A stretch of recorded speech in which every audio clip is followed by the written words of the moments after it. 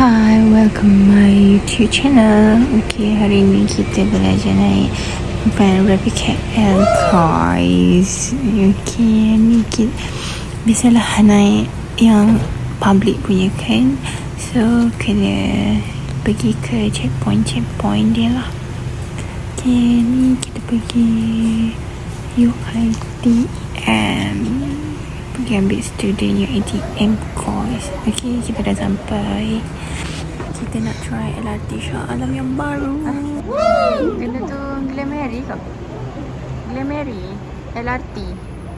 Nak kita MRT ke? Ni LRT. Rasanya bukan LRT yang putih, warna biru. LRT warna merah. Tapi aku tak tahu juga apa jadi tu kawan. Adalah dilarang di dalam train dan stesen. Apa dah kita berhenti sini lah. Kita berhenti Glamary. Smoking, eating and drinking are prohibited inside the train and stations. Thank you. Jangan lah. Jangan.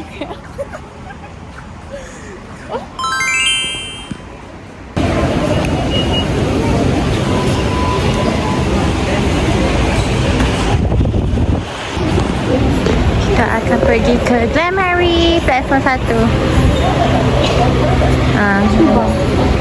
Dah, tu bukan Subang tu. Kita kalau kita itu Subang Jaya.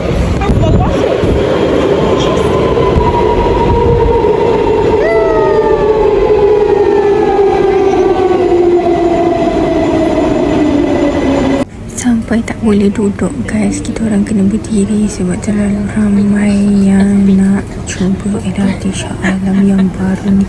Dah lah free tau. Dari LRT Shah Alam naik LRT dekat Glamary pula, lepas tu turun KL Sentral, lepas tu naik MRT pula. 2 jam guys. Ya Allah, pening kepala. Ada Taman Maya yang ni? Oh tak ada lah Taman Midah. Sudah sampai cerah setelah 2 jam uji. Mana? Tak ada betul ada cerah. So kita dah sampai rumah Alung Fatin. Jumpa budak ni. Wow guys, baru bangun tidur. Comel budak ni. Gigit kang. Okay, semata datang dekat Ceras nak pergi makan mi celok sedap. Oh, kelar teh mari bos. Jatuh nanti. Awas. Beng 2 atau beng 2 minum beng tu. Mana lampu? Kipas tu jadi 7 air. Macam makan mereka tu coklat ni kena air kan. Dia nak mati bodoh lagi.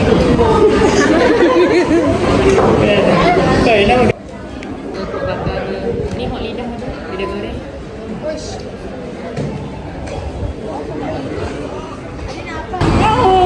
Tamatlah sudah Alkisah kami dah tersedia.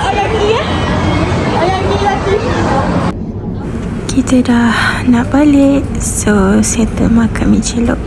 So sampai sekarang lah tak boleh duduk. Ya, betapa ramai. Masya Allah, subhanallah, ramainya. Okay, bye everyone. Thank you for watching.